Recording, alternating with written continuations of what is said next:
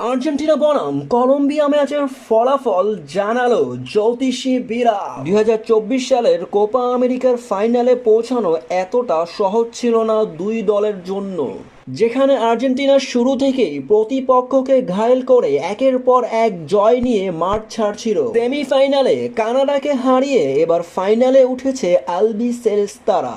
অন্যদিকে কলম্বিয়া শক্তিশালী উরুগুয়েকে সেমিফাইনালে হারিয়ে প্রতিপক্ষ হিসেবে বেছে নিয়েছে ফাইনালে আর্জেন্টিনাকে। 2024 সালের কোপা আমেরিকার ফাইনালে আর্জেন্টিনার বিপক্ষে লড়বে কলম্বিয়া। বর্তমান বিশ্ব চ্যাম্পিয়ন আর্জেন্টিনা টানা দ্বিতীয়বারের মতো কোপা আমেরিকার ফাইনালে উঠেছে।